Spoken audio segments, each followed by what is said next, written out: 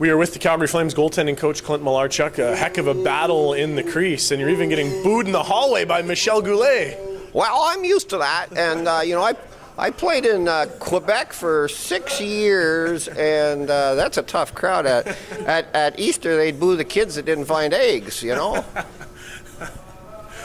battle developing in camp here. What do you make of it? Maybe does it remind you of some battles you've been in camps and previously in your career? Well, they're always intense. Everybody's fighting for a job, a roster spot, and try and make a good impression, and camps are the beginning of it all. So it's always a battle, it's always competitive, and it's good to see. I've been real happy with all five goalies out here. They've all got something to offer, and have worked hard and been pretty darn good. What sort of contribution is Jay and Troy and the rest of this group asking from you on the goaltending?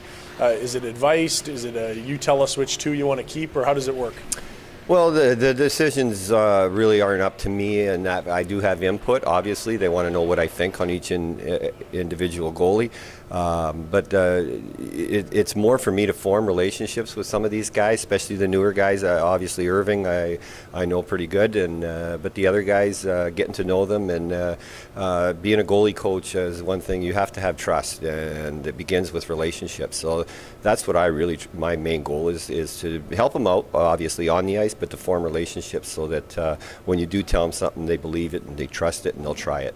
Barry's the newest to the group of the three that are on AHL contracts, and to me he looks a little old school. He's standing more than the other guys, and he's got those old leather-styled pads. What do you make of his style?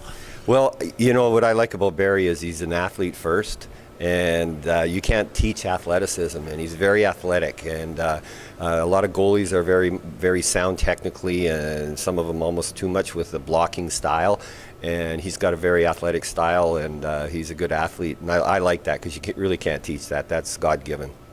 Well, how would you sort of compare your style to today's goaltender? Were you dropping down in butterfly as much as they are, or has it totally changed the position since you played? Well, it's changed a lot.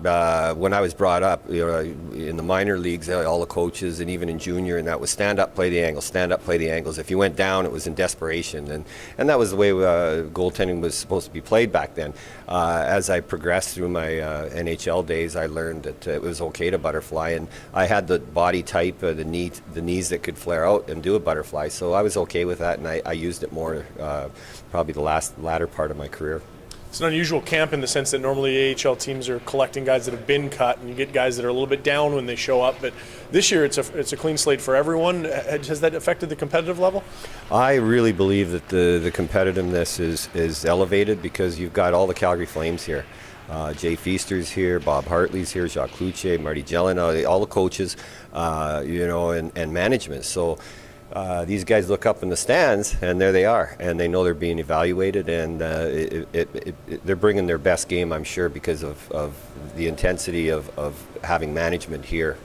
Finally, we saw on the Flames website you were speaking about National Depression Awareness Day. That's obviously something that is close to home. What sort of message are you getting out to the public, and how prevalent do you think it is in sports communities? It's not something people really want to talk about, is it? Well, that's it. How prevalent is it? It's in society everywhere. It's not talked about. That's my job, because I've suffered with depression and I take medication. That in the public eye, and now being a former player and now in the NHL as a goalie coach, I'm in a public eye where I can get the message out and just say, hey, it's okay. It's no different than diabetes. It's a chemical imbalance, and there's help. It's a phenomenal message. Thanks for taking some time to catch up with us, and good luck on the decisions that lie ahead. All right, thanks.